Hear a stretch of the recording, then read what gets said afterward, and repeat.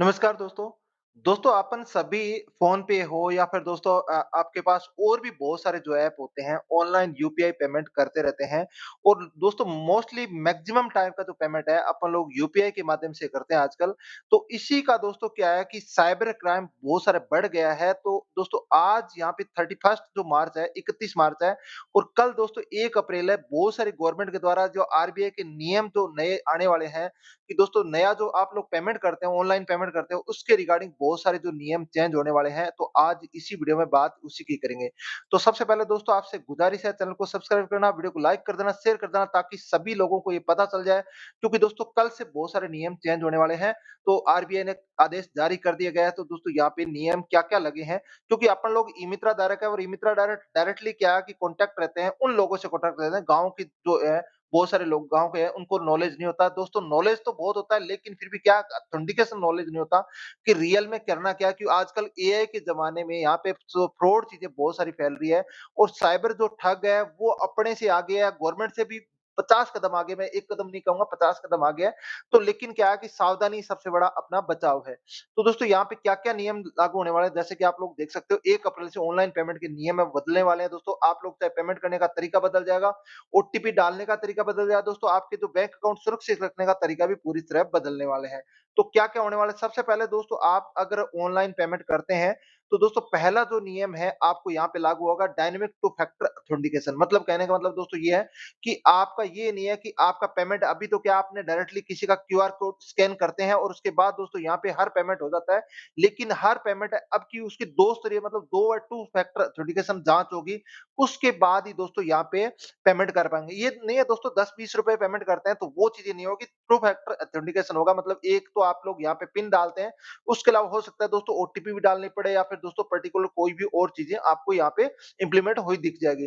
दूसरा दोस्तों नियम है कि आपका जो बैंकिंग जो ऐप होते हैं जैसे फ़ोन पे हो सकता है या फिर दोस्तों पेटीएम हो सकता है, नवी ऐप हो सकता है, 50 तरह के ऐप हो सकते हैं दोस्तों या फिर बैंक का पर्टिकुलर जो ऐप होता है, उसका आप लोग यहाँ पे स्क्रीनशॉट आप लोग नहीं ले पाएँगे या स्क्रीनशॉट के अलावा दोस्तों यहाँ पे स्क्रीन रिकॉर्डिंग भी नहीं कर पाएँगे वहाँ पे। क्योंकि देखा ऐसा गया दोस्तों बहुत बारी क्या है कि जो स्कैमर होते हैं, ठग होते हैं, वो क्या करते हैं एनिडेक्स टाइप के एक सॉफ्टवेयर होते हैं, बहुत सारे जो सॉफ्टवेयर होते हैं अपने फ़ोन के अंदर या फिर दोस्तों अपने लैपटॉप के अंदर इंस्टॉल कर देते हैं और पता ही नहीं चलता बैकग्राउंड में चलते रहते हैं। और उस टाइम क्या होता है कि दोस्तों अपने फ़ोन की जो सारी जानकारी है, चाहे ओटीपी हो, पासवर्ड हो या फिर दोस्तों और भी चीज़ें हैं, वो सारी जानकारी उनके पास पहुँच जाती है। तो अभी क्या है कि दोस्तों 1 अप्रैल से नियम चेंज हो जाएगा, उसके अंदर आपकी जो फ़ोन की स्क्रीन है, वो रिकॉर्ड नहीं हो पाएगी। मैं आपको यहाँ पे स्क्रीनशॉट भी नहीं ले पाऊँगा। दूसरा दोस्तों यहाँ तीसरा नियम जो नियम चेंज होने वाला है दोस्तों यहाँ पे कि अगर आप लोग अभी क्या है कि आप ना रात के टाइम अपन लोग पेमेंट क्या है कि करते हैं, फिर भी क्या है दोस्तों वहाँ पे रात के टाइम बहुत सारे जो फ्रॉड होते हैं, रात के टाइम होते हैं क्योंकि उस टाइम अपने पास क्या है कि बैंक भी या फिर दोस्तों अपने पास इतना सिक्योरली नहीं होता, अपन लोग भी क्या है फ़ोन को दूर रख देते हैं। तो उस टाइम अपने पास अगर नींद नींद में होते हैं, ओटीपी वगैरह आ जाती है, तो कुछ भी इस टाइप का आप लोग उल्टी-सीधी चीज़ें खुद भी हो जाती है। तो उसका भी नियम आ चुका है दोस्तों क्या कि अब आप लोग ऐसा कर सकते हैं, जो भी ऐप है, उसके अंदर आप लोग लगा सकते हैं, टाइम बाउंडेशन कर सकते हैं कि मेरा जो ऐप है, मोबाइल ऐप है या फिर बैंक है, वो इतने टाइम से लेके जैसे कि रात को 11 बजे से लेके सुबह 6 बजे कोई ट्रांज़ैक्शन है, वो लॉक कर सकते हैं पर्टिकुलर। उस टाइम लॉक कर दिया जैसे कि आपने देखा होगा दोस्तों आधार के अंदर अपन लोग करते हैं कि अपना आधार का जो है, आप अगर लॉक कर दिया आधार को, तो उस टाइम अपन लोग क्या है, कोई भी आधार का काम नहीं कर सकते, चाहे मान लो ओटीपी भेजनी हो या फिर फिंगर वगैरह नहीं कर सकते, उस टाइम ये चीज़ें हो जाएगी। इसके अलावा दोस्तों यहाँ पे चौथा जो नियम बनाने वाले हैं, अगर आपके फ़ोन में या फिर दोस्तों कहीं पे अगर कोई फ्रॉड ऐप है, मालवेयर डाउनलोड भी हो जाए तो आपको एक तुरंत वार्निंग वगैरह चीज़ें मिल जाएगी, ऐसा कुछ आरबीआई के द्वारा कहा गया है कि नियम के अकॉर्डिंग।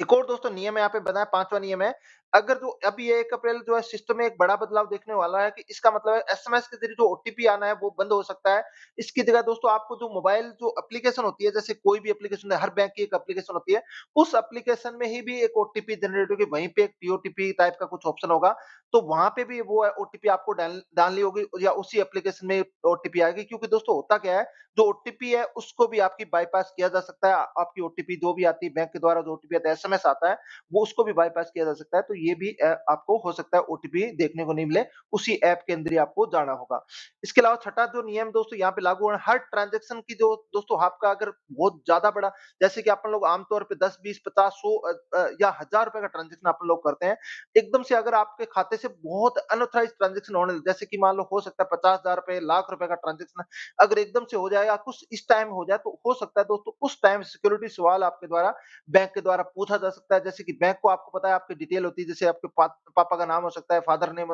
मदर नेम हो सकता है या फिर दोस्तों बहुत सारे क्वेश्चन पूछे जाते हैं, जैसे कि आप लोग ऐप लॉगिन करते हैं, चाहे आपको जैसे कि योनो टाइप के ऐप होते हैं, उस टाइम आप लोग लॉगिन करते हैं, तो बहुत सारे सिक्योरिटी क्वेश्चन आपको पूछे जा सकते हैं। तो इस टाइप के क्वेश्चन आपको पूछे जा सकते हैं, अगर आप लोग गलत जवाब दोगे, तो आपका ट्रांज़ैक्शन वहाँ पे फेल्ड हो जाएगा, वहाँ पे ट्रांज़ैक्शन नहीं करने जा जाएगा। क्योंकि दोस्तों यहाँ पे क्या है कि स्कैमर को ये चीज़ें नहीं हो सक पता नहीं होती, रैंडमली जो चीज़ें पता नहीं होती है स्कैमर को। एक और दोस्तों यहाँ पे नियम लगाया है कि आपका जो बिहेवियर है, वो ऐप का ऐसा एआई जनरेटेड ऐप है या फिर दोस्तों बहुत जल्दी है, सारे ऐप पे बैंकों को बोल दिया गया है कि एआई जनरेटेड जो ऐप के अंदर वहाँ फीचर लॉन्च होने वाले हैं, तो आपका जो ऐप है ऑटोमैटिक क्या है कि आपका बिहेवियर पहचान लेगा। बिहेवियर का मतलब दोस्तों ये है कि आपका जो स्टाइल है, आपका जो लिखने का स्टाइल है, दोस्तों आपको टाइपिंग कैसे करते हैं, स्पीड कितनी करते हैं, स्क्रीन को कैसे आप लोग ओपन करते हैं मोस्टली यहाँ पे। तो उस टाइम का क्या है कि आपका जो स्क्रीन का जो इश्यू है उस टाइम का आपको क्या है कि रिकॉर्ड करके ऑटोमैटिक आपका व्यवहार है, रिकॉर्ड कर कन्फर्म कर लेगा आप वगैरह हो कि नहीं। क्योंकि दोस्तों आपका अगर फ़ोन रिमोट से या कहीं पे अगर फ़ोन हैक हो गया है,